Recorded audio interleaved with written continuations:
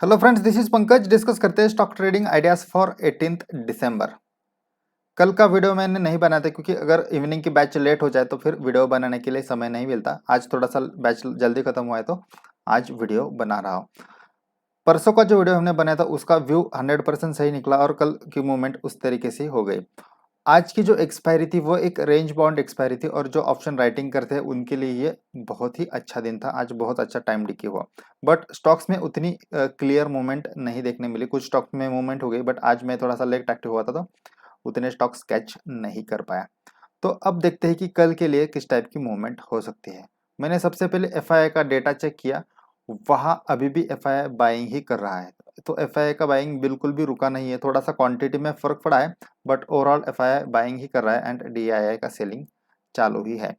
But यहाँ अगर chart देखेंगे तो एक बात तो क्लियरली दिख रही है कि कैंडल्स जो अभी बन रहे हैं वो बहुत ही डल एंड छोटे कैंडल्स बन रहे हैं। तो लग रहा है कि अब ट्रेंड थोड़ा सा एग्जॉस्ट हो रहा है और अब बियर्स कभी भी सरप्राइज दे सकते हैं। अब लोगों को एक बुलिश ट्रेंड की आदत लगी है और सडन जैसे यहाँ एक सरप्राइज एक स्ट्रॉन्ग बेरिश कैंडल बनी थी, अब उस टाइप की कैंडल कभी भी बन सकती है। कल बन सकती है, नेक्स्ट वीक में बन सकती है, बट एक शॉर्ट टर्म करेक्शन तो मुझे लग रहा है कि जरूर होने की पॉसिबिलिटी है। तो अब बाइंग में कॉन्फिडेंस थोड़ा सा कम हो रहा है और रिस्की भी लग रहा है। तो कल किस टाइप से हमें ट्रेडिंग करना चाहिए?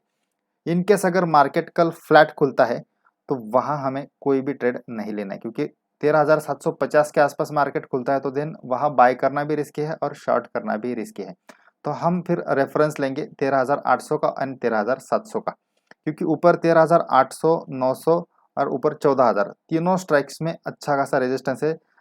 2-3 वीक्स की एक्सपायरी का डेटा मैंने देखा, वहाँ बड़ा रेजिस्टेंस है। तो ऊपर हर स्ट्राइक्स पे कॉल राइटिंग है, तो जैसे मार्केट थोड़ा भी ऊपर जाएगा सेलिंग प्रेशर जनरेट हो सकता है। बट एग्जैक्टली हमें पता नहीं है, इसलिए हम टॉप में शॉर्ट नहीं करेंगे।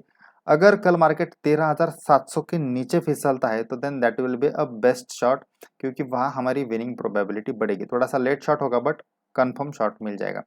तो ऊपर शॉर्ट ना करते हुए 13,700 के नीचे अगर मार्केट फिसले तब शॉर्ट करे, या फिर ऊपर 13,800 के पास मिले और वहां अगर डेटा सपोर्ट करे तो वहां शॉर्ट कर सकते हैं। पिछले 5-6 दिनों से हम देख रहे हैं कि मार्केट नीचे जाता है एंड वहां से रिकवर होता है।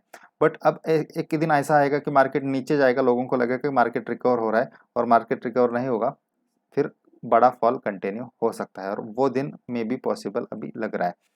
तो कल थोड़ा सा कॉशियसली ट्रेड करें।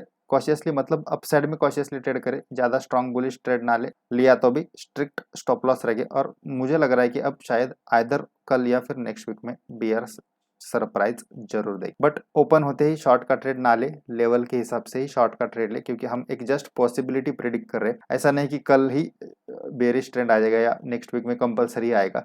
एक्चुअल में उस टाइप से मूवमेंट हो तब हम उसमें घुसेंगे, बस एक प्रिपेयर्ड रहेंगे। अब एटलीस्ट बुलिश साइड में तो बिल्कुल कॉशियसली रहना है, वो तो बात एकदम क्लियर है, क्योंकि जो मूवमेंट हो रही है अभी बहुत डल मूवमेंट हो रही है और मार्केट गिरने का खतरा जरूर है। इसके अलावा अगर नेक्स्ट वीक में कोई प्रो ट्रेडर्स कोर्स के बैच में ज्वाइन होना चाहे तो हो सकता है। इस वीक की बैच बहुत ही इंटरेस्टिंग एंड इंटरेक्टिव हो रही है, लोगों को सभी कंटेंट बहुत अच्छे से समझ में आ रहा है। ये सब कंटेंट एक ही जगह पे बहुत रेयरली आपको देखने को मिलता है, तो आपको एक कंप्लीट ट्रेडर बना सकता है। तो जो लोग इंटरेस्टेड है इस कोर्स में ज्वाइन हो सकते हैं। अब देखते हैं बैंक निफ्टी। बैंक निफ्टी भी देखिए आप, यहाँ जो इसके पहले बैंक बैंक निफ्टी का ट्रेंड था ये बहुत स्ट्रॉन्ग ट्रेंड था, बट यहाँ बैंक निफ्टी में भी डलनेस दिख रहा है और 30,800 30,900 के रेंज में बैंक निफ्टी बहुत स्ट्रॉन्ग रेजिस्टेंस फेस कर रहा है। इनकेस इस लेवल के ऊपर निकलता है तो शायद बैंक निफ्टी में एक रैली की पॉसिबिलिटी लग रही है।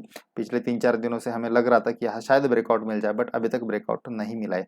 तो अगर निफ्टी 13,700 के नीचे फिसलता है तो देन बैंक निफ्टी में भी बड़ा करेक्शन होगा और बैंक निफ्टी में नीचे फिसल सकता है। फिर 30,000 एक स्ट्रॉन्ग सपोर्ट रहेगा, वो भी अगर थोड़ा बैंक निफ्टी है तो फिर 29,000 तक भी बैंक निफ्टी जा सकता है। तो बैंक निफ्टी में भी हम कॉशियसली रहेंगे और अगर बैंक निफ्टी 30,600 या 30,500 के नीचे टिकता है तो देन वहां शॉर्ट करेंगे, या फिर ऊपर 31,000 की वहां मिलता है और डेटा सपोर्ट करता है तो वहां शॉर्ट करेंगे। बट इन बिटवीन ट्रेड लेना कभी भी रिस्की हो सकता है, क्योंकि वहां से फिर 50-50 प्रोबेबिलिटी हो जाती है कि मार्केट कौन सी भी दिशा में जा सकता है।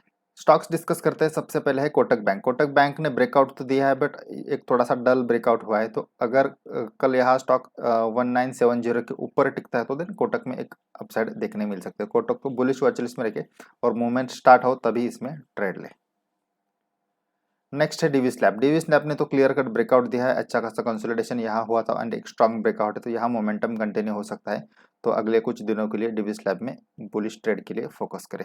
देन है बजाज फाइनेंस। बजाज फाइनेंस तो हमने ऑलरेडी 2 दिन पहले भी देखा था, तो यहाँ एक हॉल्ट लेके आज स्टॉक ने फिर से मोमेंटम पकड़ा है और ये स्टॉक जब भी ट्रेंड में जाता है एक अच्छा कंटिन्यूस ट्रेंड यहाँ रहता है। तो बजाज फाइनेंस को अगले वीक के लिए भी और कल के लिए भी बुलिश वॉच लिस्ट में रखें। देन नेक्स्ट है एसआरएफ। एसआरएफ में भी आप देख सकते हैं एक कंसोलिडेशन हुआ एंड एक ब्रेकआउट हुआ है। तो यहाँ जब तक स्टॉक ये 5450 के ऊपर है तो ये ब्रेकआउट माना जाएगा, अगर इसके नीचे फिसला तो ये ब्रेकआउट फेल हो जाएगा। तो कल देखिए किस टाइप की मूवमेंट होती है, यहाँ से रिटेस्ट अगर स्टॉक होता है या खुलते ही ऊपर जाता है तो हम बुलिश ट्रेड पे फोकस कर सकते हैं। थैंक यू फ्रेंड्स, वीडियो को एंड तक देखने के लिए धन्यवाद। वीडियो अगर आपको अच्छा लगा हो तो वीडियो को लाइक करें, अपने दोस्तों के साथ शेयर करें और अगर आप चैनल पर नए हैं तो चैनल को सब्सक्राइब करना ना भूलिए और नोटिफिकेशन बेल भी एक्टिवेट करें। Thank you.